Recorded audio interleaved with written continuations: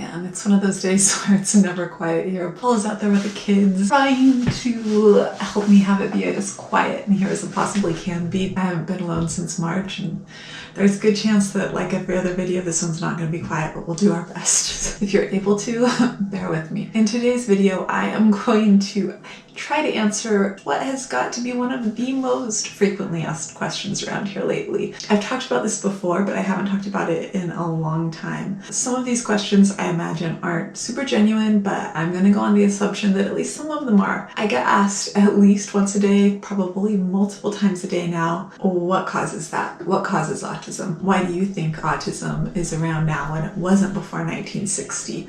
Why is autism around when it wasn't before 1990? Pick random years, throw them out there. I mean, I am asked this question multiple times every day, sometimes nicely, sometimes not so nicely, sometimes with very obvious ulterior motives behind the questions. I have a very long list of keywords that will send you to held for review because I get some pretty awful comments every day. As the channel has grown, anytime I look in my comment section, there's probably 20 questions there waiting for me, telling me I'm an idiot for having kids. I have a pretty thick skin about this, which is good. Or that I'm an idiot for vaccinating my kids, which, yes, I believe in vaccines, and no, I don't believe that that is what causes autism. But that's not what we're talking about here today. I am talking about what do I believe causes autism? Genetics. Basically, I believe that it's because Paul and I are my kids' parents. I'm autistic. My husband's autistic. It looks like all of our kids are autistic. We're getting the results of the last testing, but from what the doctor said, she was pretty certain that he is. 4 of our kids have been diagnosed. We all have ADHD. 4 out of 5 of us have been confirmed as being, well, no, 6. 4 out of 5 of the kids, plus the 2 adults, have been confirmed as being autistic. The question that comes along with that is, does Paul work? Yes, he's an attorney. I've gotten that a lot lately too, because a lot of people apparently assume that if you're autistic, you can't work. A lot of autistic people work. A lot of people can't. A lot of people can. There's a lot of things that we can do and that we can be good at. And a person's worth isn't decided by whether or not they can work, but Paul has a job. He has a business that he owns and he really enjoys his work. Anyways, but that's another question that's come up a lot lately, so let's just kill 2 birds with 1 stone. Let's go on. A lot of people like to bring up that autism didn't exist before 1960 or whatever year it was when they actually, gave this thing a name.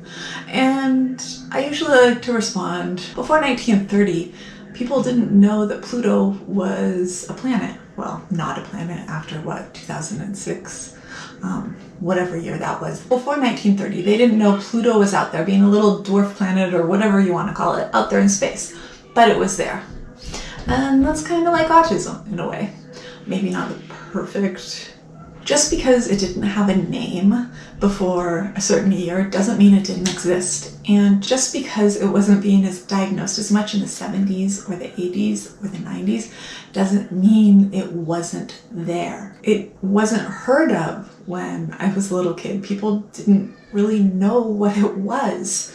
They started to know what it was when Rain Man came along, but it was still seen as something really, really rare, and it wasn't really something that you would think of having your child evaluated for. So it's probably not really surprising that kids weren't being diagnosed with it regularly, especially away from major cities and large hospitals. Fast forward to now, one of the things that I have really noticed is that there are tons and tons of parents who are being diagnosed. I'm in a larger group with a lot of autistic women. It's a pretty regular occurrence where the women who are in the group, usually because they are starting to self-identify as being autistic, they figured out that they think they are, then come and announce that they've been diagnosed. And this happens pretty consistently. And it's usually the result of, 1 or 2 or 3 or more of their kids has been diagnosed, and they learn about autism. And then they start reading, watching videos, listening to podcasts, joining groups, or whatever, and they start to think, hey, that's me. And then in countries where it's actually possible, or areas where it's actually possible, they get an evaluation themselves, if they're able. In a lot of places, that's still impossible because it's too expensive, or it's just still not known what to look for in adults, or because even professionals still don't know what to look for in adults, or people who still don't present in a certain way, people who are masking. But regardless, we're still not going to see the number of adults getting diagnosed, even with all the parents that are getting diagnosed, because a lot of people aren't going to. They're going to be embarrassed, they're not going to see a need, and it's just ridiculously expensive and hard to do.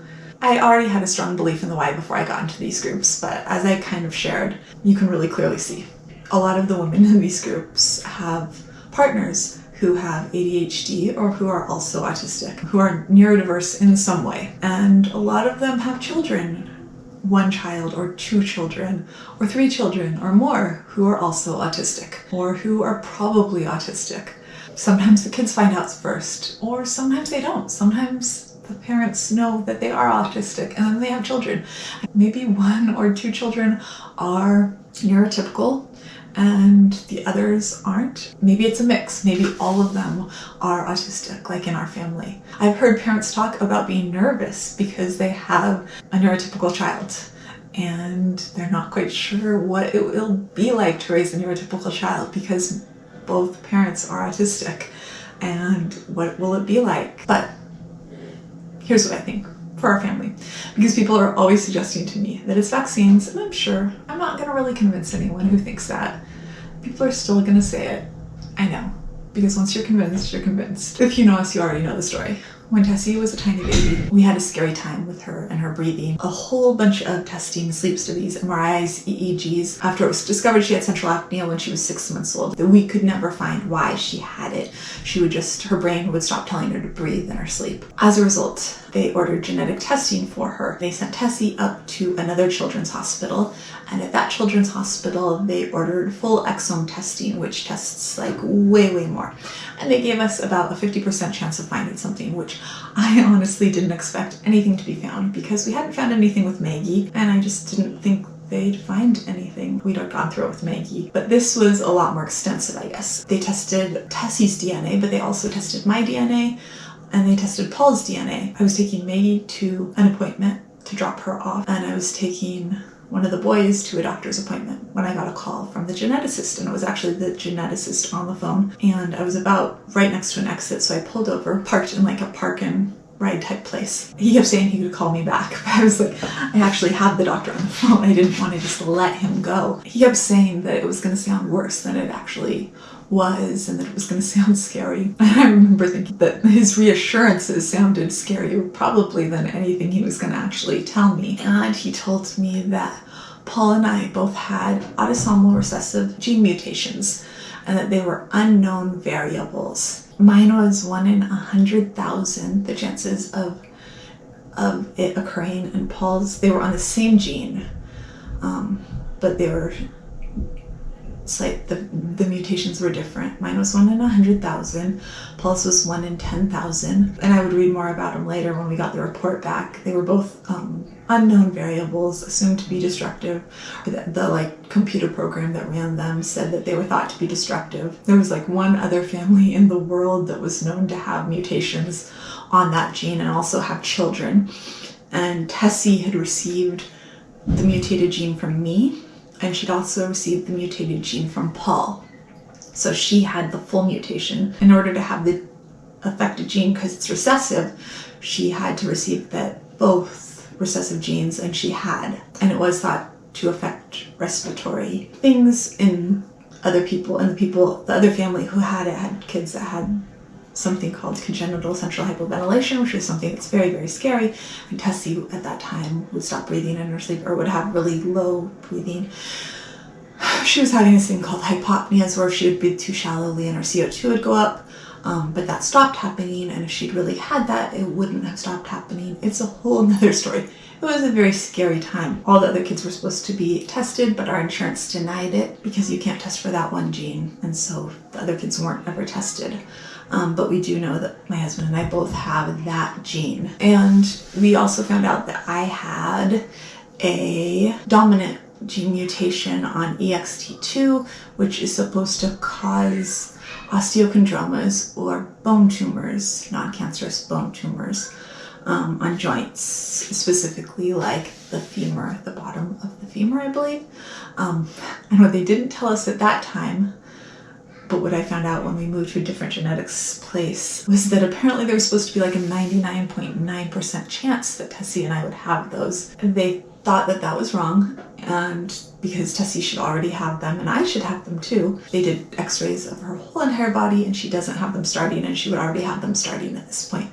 So there was like, including us, 6 people that don't have them, that have that gene mutation. And actually when I Googled that gene, I saw that there was a study linking that to autism. In the other study about the other gene, all of the kids that had a mutation on that gene also had developmental disabilities. And it's always so annoying because everyone always has like their pet gene. It must be the MTHFR gene. Like, no, it's not. I've gone through extensive genetic testing at 3 different colleges. It's not.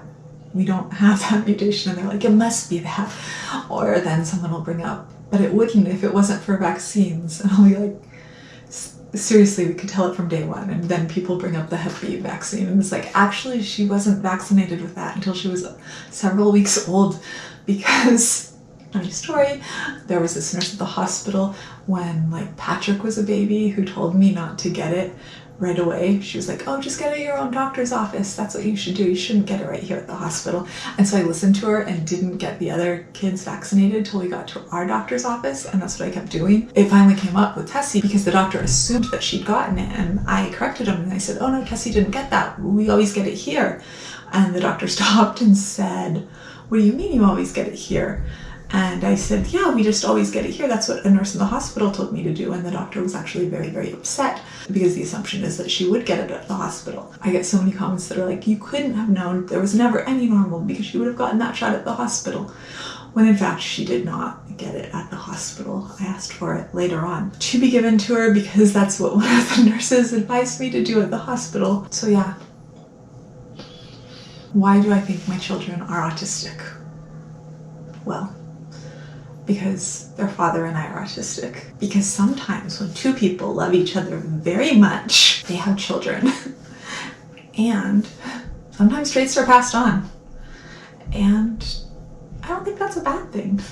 I like my kids. I more than like my kids. I love my kids. This whole thing is so ridiculous. If it was just ridiculous, I could just keep clicking on hide, and just keep hiding that nonsense. But it's dangerous, and that's why I can't stay quiet. It puts lives at risk. You have other countries where people literally will walk with their children great distances in order to get their children vaccinated. We have such ridiculous privilege that we're willing to ignore experts and pretend that we can do our own research by nitpicking studies with no sample size whatsoever, with like, you know, disproven studies that have like 5 kids that were interviewed at a birthday party, not even a real study from a doctor who lost their license, when giant studies have completely smashed to pieces anything that was claimed from that long disproved nonsense. It's so sad and so frustrating. I used to not talk about it because I didn't want to get sucked up into the drama. I realized a long time ago that I can't avoid it. So I'll answer the question that's been asked so many times for the people who really want to know. Do I believe that vaccines cause autism? No, absolutely not. And what do I think causes it? Genetics. First and foremost, above everything else. I think that's the #1 cause. We're here. We've always been here. We're not going anywhere. It's probably time to drop the conspiracy theories and get used to it. Maybe start accepting us. And if we could also get rid of the theories that put us as like the next step of evolution or aliens or anything like that, that would be really great too. Because that's just about as out there, and it's not a good look.